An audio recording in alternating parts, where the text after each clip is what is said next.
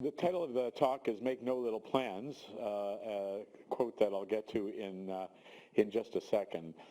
But the story starts with the issue of residency training and how we've organized it in North America. And I think it's probably true that very much it's evolved organically, if not somewhat chaotically.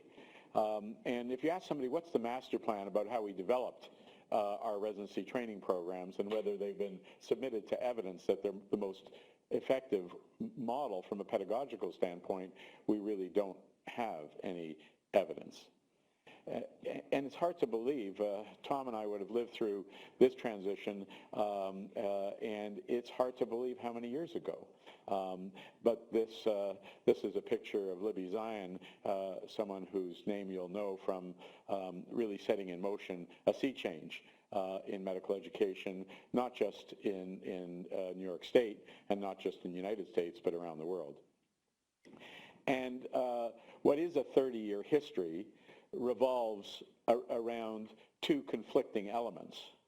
On the one hand, the issue of resident wellness and patient safety, with the thought that a sleep-deprived resident may be an unsafe resident, and literally thousands of articles arguing on that side of the argument, versus another side of the argument that pits against that the issue of competence, volume of experience translating to competence, issues of continuity of care, and again, thousands of articles arguing that we made a mistake when the 80-hour work week was enacted. But there are some fundamental truths. And first off, I don't think we're going to be revisiting the past. It's also true that, as I said, that our current training models are not really based in evidence. And these are big challenges when you take a training scheme that in its start was 100 hours a week, and I'm sure there's people in the audience that did that. And now, at its most extreme, in places in the world, is 40 hours a week. Something's got to give. So they're not small challenges. They're big challenges. And I don't think we can afford to continue to work around the edges, fiddling with call schedules and things like that, to get to the heart of the issue. And really, there's an existential dilemma that is coupled with this. And I'm sure many of you are residents, right? Can I see a hand of the residents in the crowd? Yeah. So what are you? What are you? Are you an employee and you'll happen to learn while performing on the job? Or are you really a student, and should that be our mindset? And that while learning your craft, you'll also provide service. You could argue that that's a subtle distinction, but it's really not. And at the heart is the issue of how we go about setting up systems to train residents.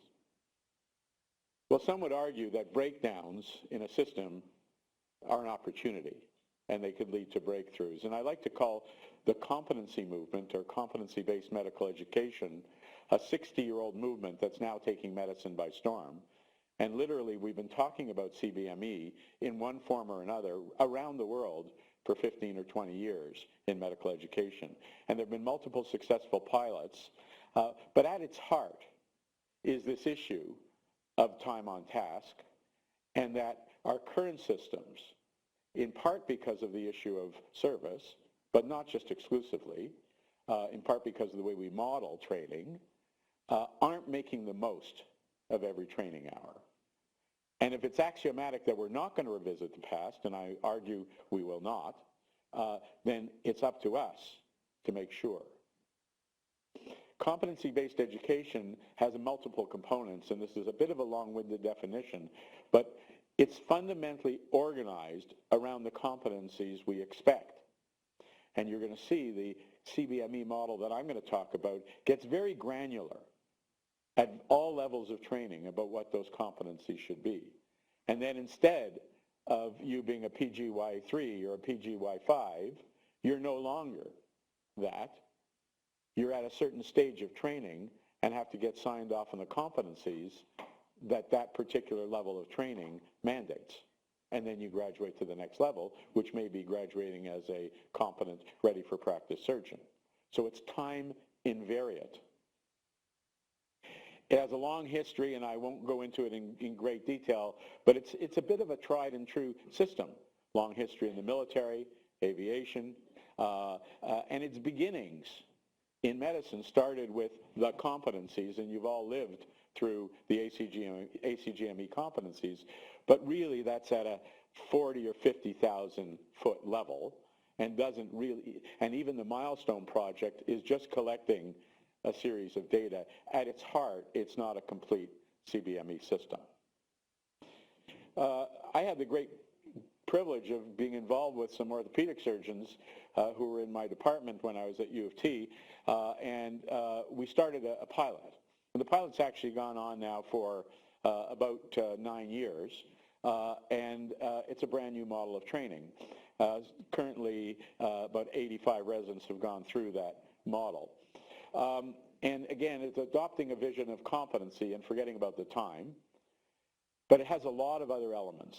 A really hard look at the curriculum, reaffirming the objectives of training, because over the years we've just added on to your curricula, we've never subtracted, and many things are irrelevant.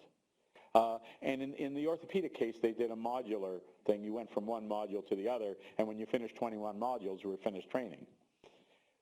Some of the principles include diminished wasted time.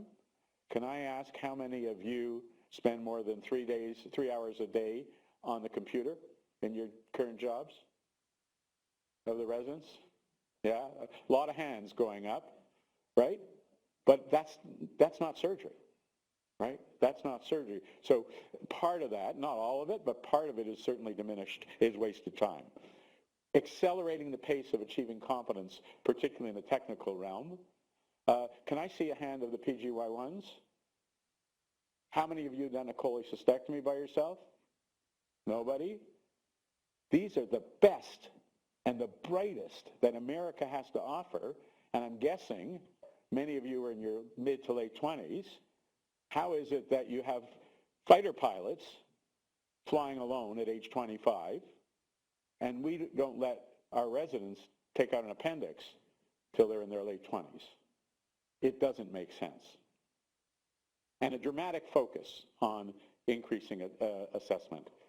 Well, the initial results were mostly, we set it up as a pilot project testing the new model against the old model, and the first thing we ran into was jealousy. The people in the new model were getting a much better education, and in fact we had to abandon, just like Harvard did in the old, in the early days of problem-based learning, we had to abandon the old way of training, because every time we tested the old residents against the new residents, as this graph shows, the new residents outperformed them. That performance improvement was durable over 19 months that we tested it. And most important, I think, is this slide, the confidence that the new residents had was much greater than the old residents. And it's not all about shortening training, but it turns out in this experimental program, over half of the residents finished their curriculum a year early. So normally in Canada, orthopedics training is 5 years, and they all were ready to write their exams, had passed all of their sign-offs on their competencies in 4 years. So our college, which, thank you for the introduction, I'm very proud of, decided to make a bold decision that it was going to transform all residency training programs for the 60-odd specialties we have to this new model. But it was going to do so over a fairly extended period of time, rolling out a few specialties each year. And so that's not me on that cliff, but I feel like I was on that cliff when, having been invested in CBME, believing in CBME, having started a pilot in Toronto that was working so well, was I just going to let us at our university take a decade to roll this out? Because a decade's a long time. I might be dead in a decade. So we decided to listen to someone on this video.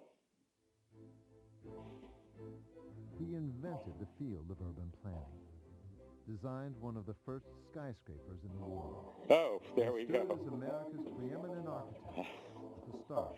Where's our AV guy? What? Oh my goodness. No, that's the, we'll try one more time. If not, He invented the field of urban planning. all right, let's not dwell on it. Don't worry about what, you want to try it? Okay. Oh, my goodness, there you go. He invented the field of urban planning, designed one of the first skyscrapers in the world, and stood as America's preeminent architect at the start of the 20th century. Daniel Burnham had first gained national prominence back in 1883 as director of the famed White City, the Beaux-Arts-style centerpiece of the world's Columbian Exposition in Chicago. Okay, I think we're gonna, we'll just not do the whole video. It's only a couple minutes anyhow, but you're getting the idea. I'm talking about a very famous world architect who actually, if you look around America, has built some of the most iconic buildings. The Rookery Building in Chicago, building in DC, Flatiron Building in New York State. And Burnham said, he said, make no little plans. They have no magic to stir men's or women's blood, and probably themselves will not be realized. And in our discussions in our executive team at Queen's, we decided to take Burnham to heart. And so as this picture depicts on the left side, that's our medical building, we picked it up, we put it on a moving truck, and metaphorically moved the whole school in one direction together.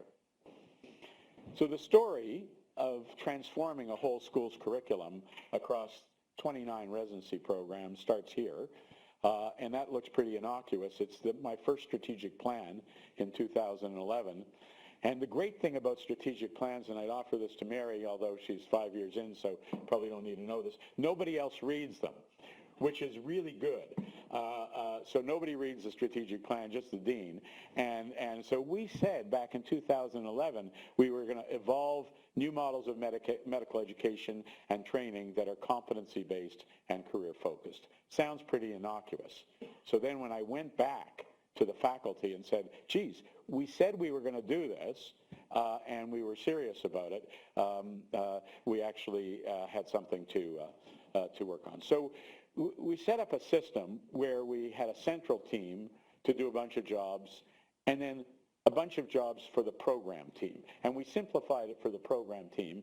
And so, in other words, a residency program in emergency medicine had 3 basic jobs. They had to create EPAs and milestones from scratch. They had to reform their assessment rubric, and they had to review their curriculum and throw out what was no longer proper and add if there was anything missing. So we created 29 of these, and each of them had a program director, of course. They also had a CBME lead. They had an educational consultant. They had a resident lead, very important, who played a really critical role, and a program administrator. And this group of 5 then interacted with all the other groups of 5 of the 29 different programs because we did it collectively. And as I say, we gave them these 3 jobs, and I'll take you through these very briefly. And the first is curriculum reform, and that's a picture of Flexner, and I would offer that many of our curricula have elements that date back in the many decades. And really, we've just added things on, and we've never subtracted anything. EPAs, to my understanding, are not being used systematically in most places, but they're at the heart of what we mean by CBME. And I'm going to take you through a little slideshow that one of our psychiatrists did, because he was their CBME lead, and in getting his gang ready, he sent them every week a 2-minute PowerPoint presentation. So they'd open up their email every week, and here was one of them. The United States Environmental Protection Agency, or EPA, is an agency created to protect human health and the environment. When it was created in 1970, many thought it would be just a passing fad. It's still here, and possibly needed more than ever, depending on your politics. EPA also stands for Entrustable Professional Activity. This is a term you're going to hear a lot about over the next few years. I know Entrustable is not a word. Not in the dictionary, not in the Oxford English Dictionary. Type it on your computer, it'll get a red squiggle under it. So on behalf of medical educators everywhere, I apologize. First an acronym, EPA, and then a neologism, entrustable. Anyway, an EPA, or entrustable professional activity, is a task or responsibility to be entrusted to an unsupervised trainee once he or she has attained specific competence. That sounds very abstract. Actually, EPAs are quite concrete. Thankfully, I can get my mind around them. They make sense. They represent the day-to-day work of the residents. They're practical, and they add the ideas of trust and supervision right into assessment. They may seem broad-based, but they're concrete. They're dedicated to monitoring. Each state of residency has about 7 EPAs, and together, the collection of EPAs should cover all activities we expect a competent psychiatrist to have. Make sense? Here's an example of an EPA. Document accurate, organized, and readable progress notes and consultation letters. Simple, but so important. So, like the Environmental Protection Agency, EPA, entrustable professional activities, EPA, ultimately protect human health and will also probably be with us for a long time. Not a passing fad. Exciting times. Tune in again next week. So the third element, in addition to curricular reform and the development of EPAs being very explicit, is comprehensive assessment reform. And at its heart, competency-based education needs ramped-up assessment. I don't know about your system, but often residents in North America are being assessed by an in-training report that's not that meaningful at the end of a rotation. And when I look back at our orthopedic curriculum that we started, the red numbers are the number of times the competency residents were assessed, and the blue numbers are the regular residents. And literally there was a 5-fold increase in the episodes of assessment. They don't have to be long. They can be short, 2 or 3 minutes, but they have to be frequent and paint a mosaic, not a one-shot deal. And then we gave 7 jobs to the central team of wonderful 8 very senior educationalists and administrators who oversaw the process, which I'm going to talk to you a little bit about some of those elements. I've spoken of 1,000 points of light, of all the community organizations that are spread like stars throughout the nation doing good. We will work hand in hand, encouraging, sometimes leading, sometimes being led. Well, we talked about politics a lot last night at dinner, so it's not looking too bad, right? And George Bush talked a lot about reaching out and his 1,000 points of light, and literally we took that to heart, and we engaged every single stakeholder, every administrator in the hospital, everyone in the medical school. We had workshops, we had sessions, we had town halls, and we did a lot of social media communication, and we couldn't communicate enough that we were embarking on a once-in-a-generation educational change. We had faculty development sessions for our program leaders, for our frontline faculty, for both incoming and current residents, and for a very important group, the program administrators, who, as everyone will know, really impact positively on our programs.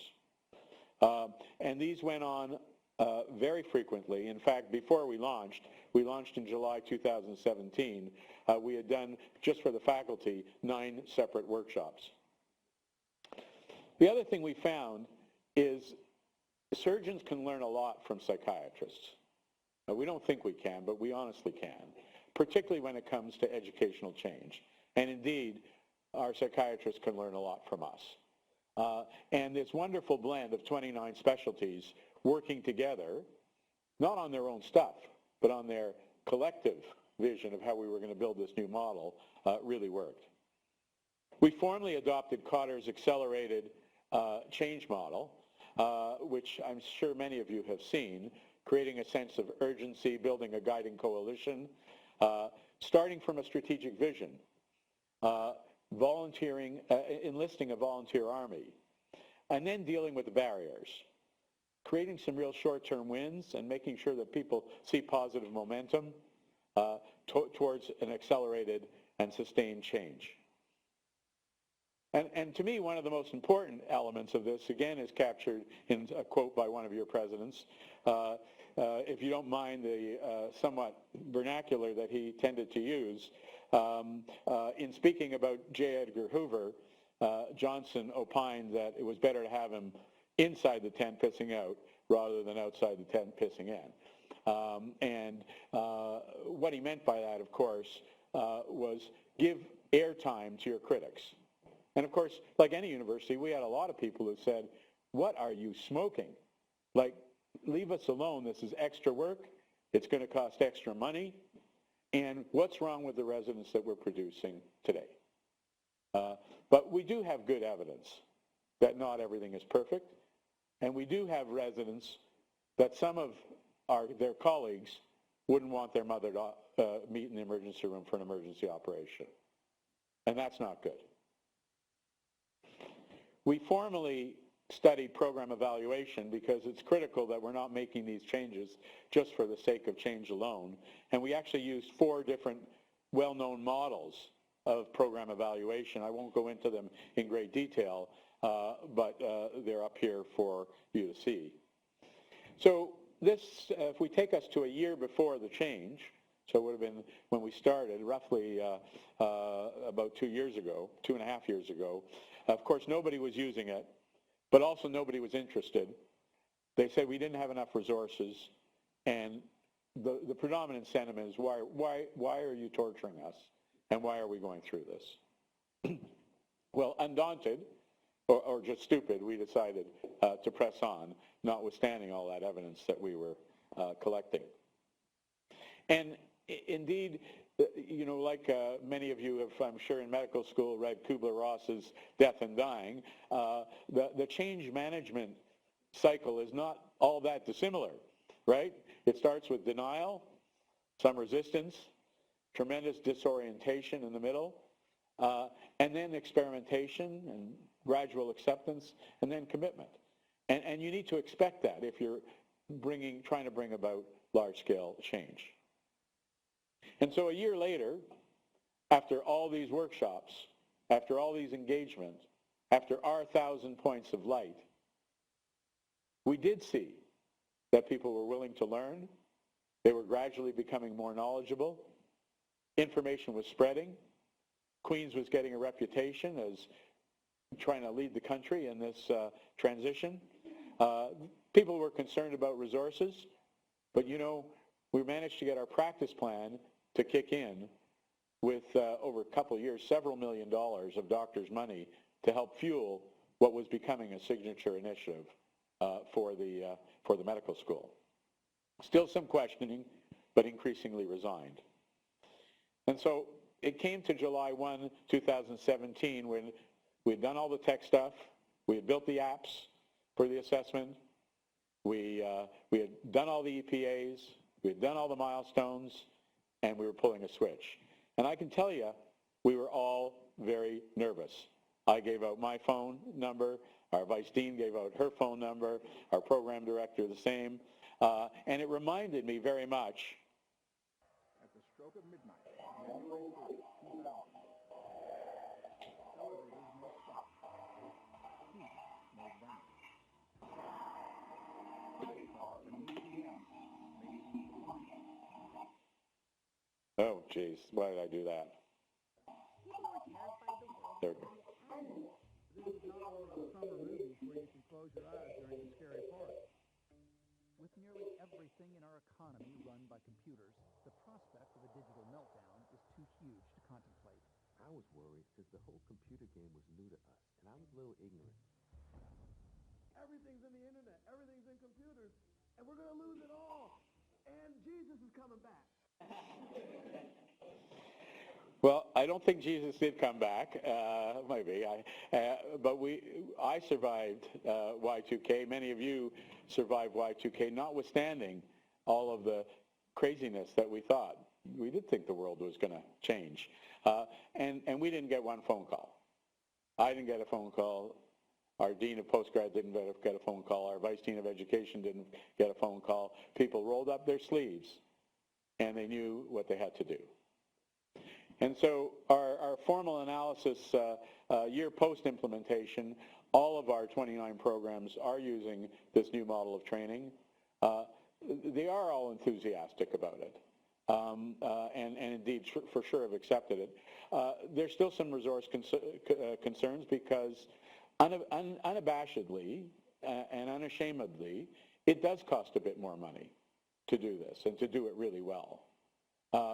But when I look and sit as a dean and look at how much it costs me to bring in an all-star research clinician scientist and the investment I have to make in her or him, the amount of money we spent pales in comparison for what's really part of our core business, and that's, in our case, educating residents in 29 programs.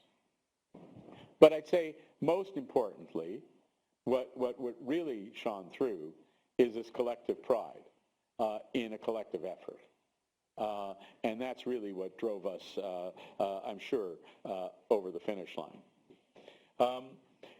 Just a little bit of data, because we're still in our early days. We're 2 years in. The light blue dots are the average number of assessments per resident in 2018, and the dark blue bars are what they were before CBME on the left-hand side of each graph. So you can see there's been a dramatic increase, and I'm dismayed to report this is our PGY1 in surgery. We were collecting 0 or very few before we made the change. So dramatic increase in assessment. We were quite nervous a year later when the accreditors came, actually from our Royal College, to look at our programs. And this won't be all that meaningful to you, but by and large, this report was the best report we had ever. And what we saw was that there was tremendous amount of transfer of ideas and education from one group to the other. I can tell you that there's not universal acceptance in Canada about this. And in fact, my former research unit, the Wilson Center, has written pretty expansively about saying, they call it the discourse of infallibility, that perhaps we've just bought hook, line, and sinker into a discourse that doesn't have merit. And they've challenged us and challenged people across Canada, before we all jump in, maybe we should be sure that this really is a better mousetrap. And sort of unashamedly, we have said, well, explain to us what's wrong with, for the first time in perhaps many, many decades, having a really hard look at your curricula. And explain to me what's wrong with making criteria for advancing exquisitely explicit. As I said, we have eliminated the concept of PGY1, PGY2, PGY3, PGY4, and 5, and what we have instead is 4 stages. So when our residents come in, they spend usually just a couple of months in sort of orientation to the discipline, and then they have to learn the core, the foundations of the discipline, and that's roughly about a year. And then they learn their core of the discipline, and then we've moved the exams up so that instead of taking the exams in the 5th year, when people were, it was eroding the experience of the chief residency year, we've moved it up a year so that we could have a final stage of training called transition to practice. But we make the advancement from each of those stages exquisitely explicit. A huge element of this has been augmented faculty-resident engagement, in part because of the ramped-up assessment.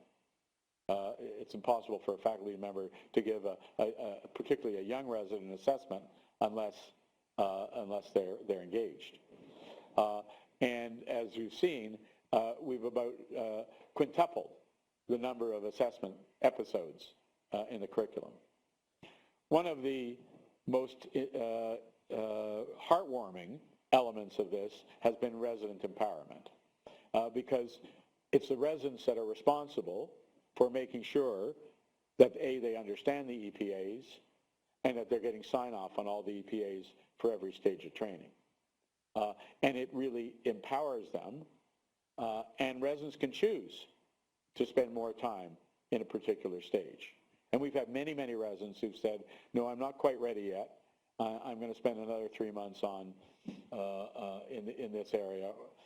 And that's built-in flexibility into the system. And in our situation, we're making explicit what's often hidden in the system, and that's the true cost of education. So thank you very much. It's been wonderful to come to Stanford and allowing me to share my experiences with you, and look forward to answering any questions.